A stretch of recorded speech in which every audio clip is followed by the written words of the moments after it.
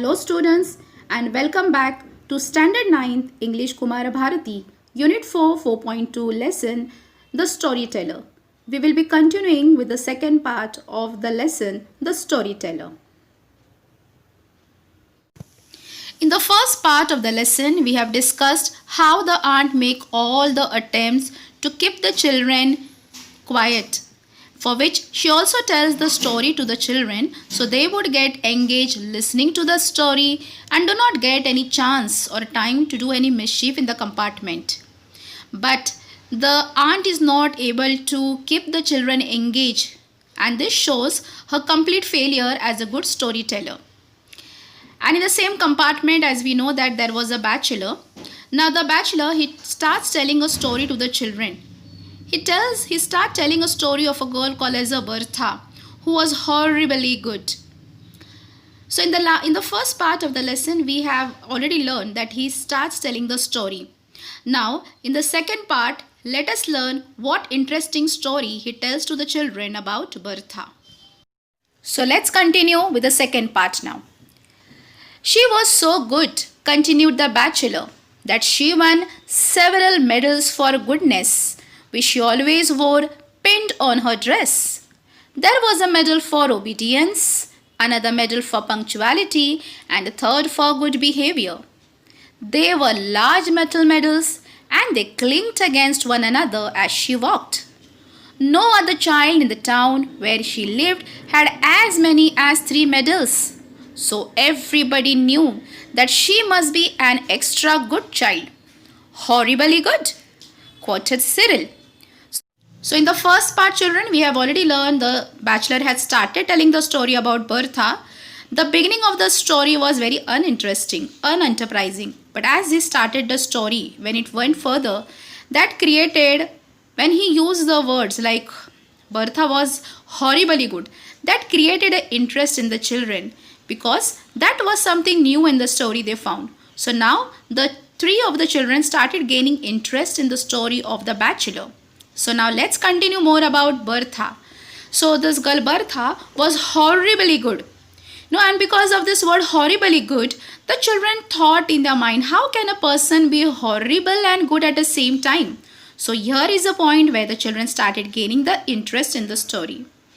Further, the bachelor, he continued that the girl was obedient, that is Bertha was obedient, she was punctual, and also she had a good behavior, for which Bertha was rewarded the 3 medals due to her good qualities. And Bertha, she used to pin her medals on her dress, and whenever this girl used to walk, the large metal medals, they used to clink against one another. Clink, it means they used to make short, sharp sounds. When the medal used to clink upon each other. There was no other good girl as Bertha. In the entire village, there was no other girl as good as Bertha. That means she was an extra good child, you can say. But Cyril, always he had a questions about any story, whether it was aunt or it was bachelor. The next he quoted now, horribly good. He was still finding how can the person be horribly good. So 2 contrast words coming together, and so Cyril say horribly good. Everybody talked about her goodness, and the prince of the country got to hear about it.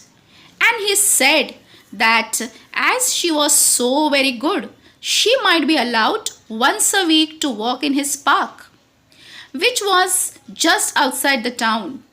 It was a beautiful park, and no children were ever allowed in it. So it was a great honor for Bertha to be allowed to go there. Were there any sheep in the park? Demanded Cyril. No, said the bachelor. There were no sheep, but there were other small harmless animals in the park. So the people in the village, they used to appreciate Bertha for her good qualities. People used to appreciate her qualities like her obedience, her politeness, her goodness, her good behavior. And she got such a praise and appreciation from throughout the village, because there was no other child as good as Bertha.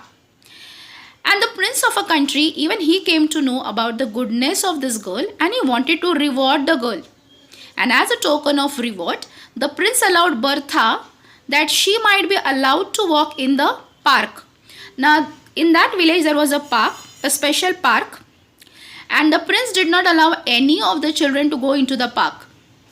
But it was only Bertha, because she was extra good child, she was been given an honor to go to the park once a week. So it was really an honor or a matter of pride for Bertha, because no other child in the village was allowed to go into the park but except Bertha. Now the bachelor describes the park.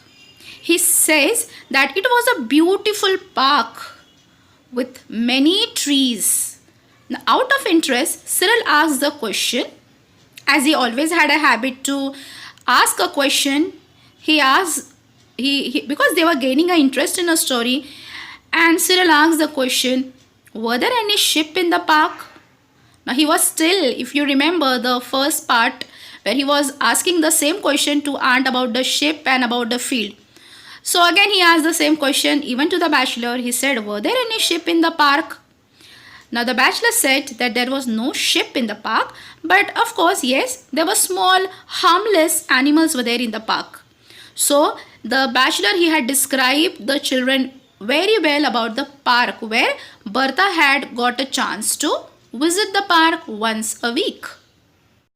The storyteller paused to let an full idea of the park's treasure sink into the children's imagination. Then he resumed. Bertha was rather sorry to find that there were no flowers in the park. She had promised her aunts with tears in her eyes that she would not pick any of the kind prince flowers, and she had meant to keep her promise, so of course it made her feel silly to find that there were no flowers to pick. Why weren't there any flowers?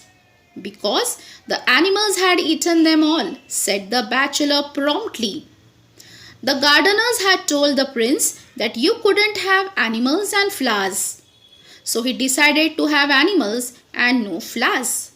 The storyteller, that is the bachelor, he described the park very well to the children. He was describing everything very well to the children. And then he took a pause. He stopped for some moment. And the reason for it was that he wanted to make the children imagine whatever description he was doing about the park.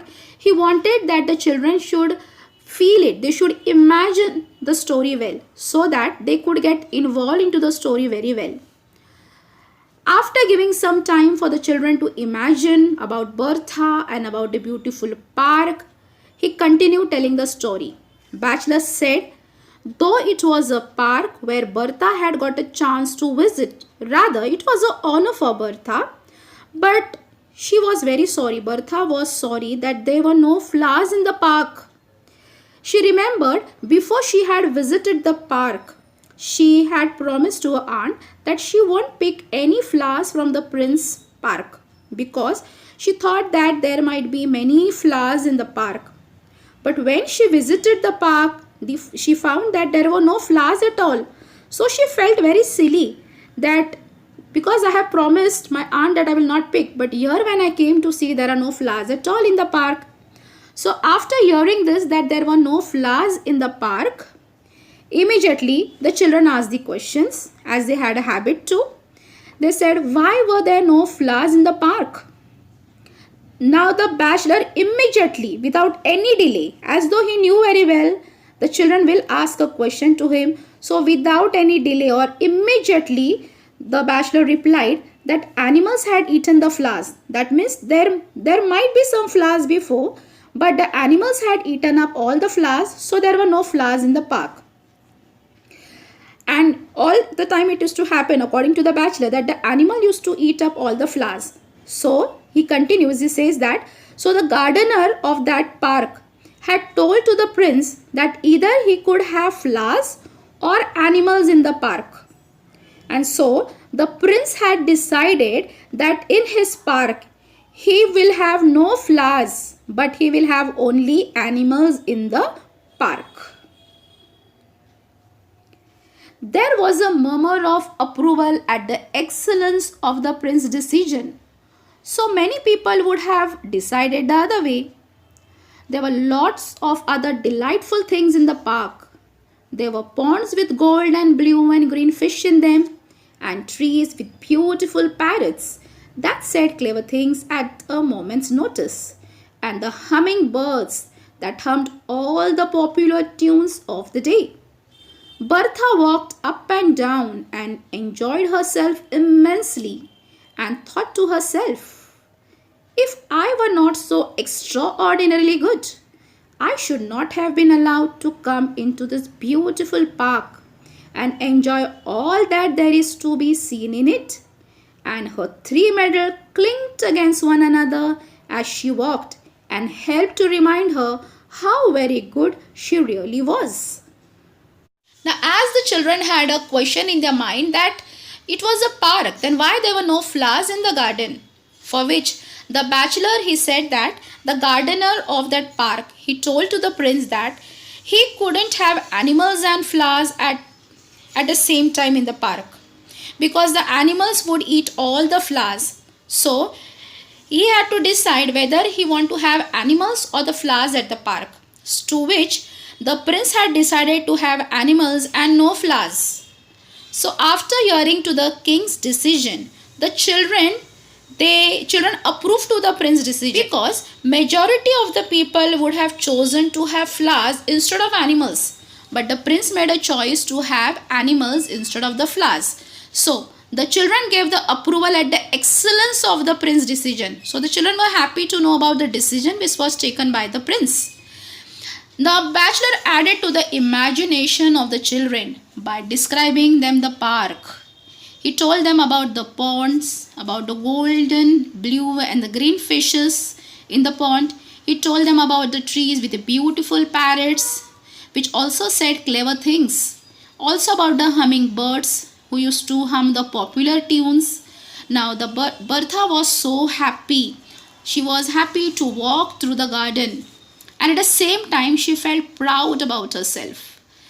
She thought that because I'm extraordinarily good, I'm allowed to visit the park once a week. And when she walked, the medals which were pinned on her dress, they clinked. And due to the clinking of the medal, the more she reminded about herself how extraordinarily good she was. Just then, an enormous wolf came prowling into the park to see if it could catch a fat little animal for its supper. The first thing that it saw in the park was Bertha. Her pinafore was so spotlessly white and clean that it could be seen from a great distance. Bertha saw the wolf and saw that it was stealing towards her, and she began to wish that she had never been allowed to come into the park. She ran as fast as she could, and the wolf came after her with huge leaps and bounds. She managed to reach a shrubbery of myrtle bushes, and she hid herself in one of the thickest of the bushes. So when Bertha was walking through the park, she was enjoying the beauty of the park, and she was feeling herself privileged and honored to get an opportunity to visit the park. And at that time, suddenly there came an enormous, very, very big wolf. It came looking for the food into the park. The wolf was so hungry, extremely hungry, that it wanted to catch hold of a fat little animal for its supper. Supper means for the meal. So when the wolf came, the children, here you will find a twist in a story. To make the story more interesting, here we will find some twist has been brought into the story. Now when the wolf came, finding for some animal so that it can satisfy his hunger, so it came to the park to find the animal. So when the wolf came, first thing he saw was Bertha and her pinafore. Pinafore, it means a sleeveless apron like garment which is worn by the young girls, that is called as a pinafore. So first he saw was Bertha and her pinafore. Why he was able to see her pinafore first? Because it was very clean and white without any single spot on it. And due to its white color, The wolf identified it even from a far distance. Now, Bertha was scared when she saw the wolf stepping towards her. She really began to feel that she had never been allowed to come into the park. She ran as fast as hard as she could, but the hungry wolf took quick and long step. Leaps and bound, it means it took the quick and a long step to catch hold of Bertha. Bertha started running as fast as she could to save her life. She somehow managed to hide herself in the thickest of the shrubbery of myrtle. Myrtle? It's a type of a bush with shiny leaves and sweet smelling white flowers. The wolf came sniffing among the branches, its black tongue lolling out of its mouth and its pale grey eyes glaring with rage. Bertha was terribly frightened and thought to herself, if I had not been so extraordinarily good, I should have been safe in the town at this moment. However, the scent of the myrtle was so strong that the wolf could not sniff out where Bertha was hiding, and the bushes were so thick that he might have hunted about in them for a long time without catching sight of her. So he thought he might as well go off and catch a little animal instead. So when Bertha saw that the wolf is stepping towards her with the leaps and bounds, taking the long steps, Bertha started running as fast as she could to save her life. She hid herself in the shrubbery of the myrtle bushes. But the wolf, who was enormous and who was extremely hungry, he came smelling among the branches of the myrtle bushes with its black tongue lolling out, that is, hanging out of its mouth, and its pale grey eyes staring angrily to find Bertha. Bertha, that means its prey, because he was so hungry, he wanted to have the prey. He was extremely hungry. Bertha, who was hiding in the myrtle bushes, was somehow able to manage to protect herself. She was trying to secure herself. And even when she was hiding at the myrtle bushes, the wolf was not able to sniff her because Bertha, the place where Bertha was hiding in the myrtle bushes, it has a very strong scent. That is, a myrtle bush, they have a very strong scent, due to which the wolf was not able to find Bertha. He was not able to sniff, or he was not able to smell Bertha. Now when she was hiding herself into the myrtle bushes, that time a thought came to her mind, and that was, if I was not extraordinarily good, I would have not got a chance to come to the park, and I would have been safe at the home. Just remember, children, few moments before, she was feeling proud about herself, about being extraordinarily good. But now she feels, if she was not extraordinarily good, she would have been safe at home like all other children of her age. But on the other hand, you can find the wolf was searching for her at any cost. He wanted to have the prey. Because the bush was also very thick, and also the myrtle smell was so strong, he was not able to find out her, and also the bushes were very thick. So if he would have even waited there to find his prey, he would have to wait there for a long time to find her. So he thought that instead of waiting over here to find the same prey, he thought he would go off from there, and instead of Bertha, that is, instead of that girl, he would catch a little animal so that he would able to satisfy his hunger. Bertha was trembling very much at having the wolf prowling and sniffing so near her, and as she trembled, the medal for obedience clinked against the medal for good conduct and punctuality. The wolf was just moving away when he heard the sound of the medals clinking and stopped to listen. They clinked again in the bush quite near him. He dashed into the bush, his pale grey eye gleaming with ferocity and triumph, and dragged Bertha out and devoured her to the last morsel. All that was left of her were her shoes, bits of clothing, and the 3 medals for goodness. So when the wolf was very close to Bertha, as you all know that Bertha was hiding in the myrtle shrubbery into the myrtle bushes, and at that time the wolf was very close to her. But he was not able to sniff or smell Bertha due to the strong scent of myrtle. And the next thing was what? He was not able to find her. The reason for it was that the bush was very thick. The branches were very thick over there, and he was not able to attack her. He was not able to see her rather. And Bertha was hiding herself in the bushes.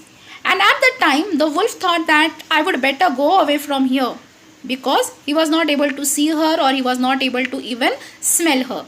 So he thought that instead of waiting here, I would better go from here and catch another little animal instead of Bertha. So at least he can satisfy his hunger.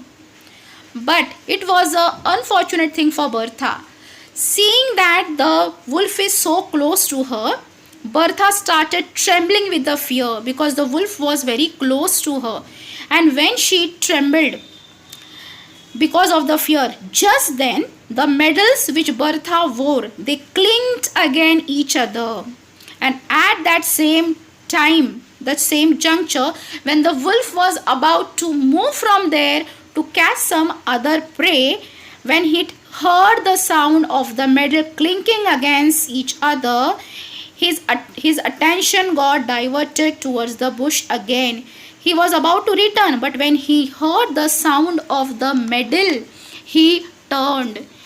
The sound of the medal took his attention, and due to this, he dashed, that is the jump, into the bush. The wolf's pale grey eyes were shining with the fierce violence.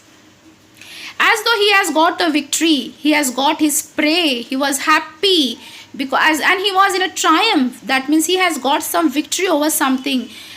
He just jumped into the bush and he pulled out Bertha out of the bush and ate her completely.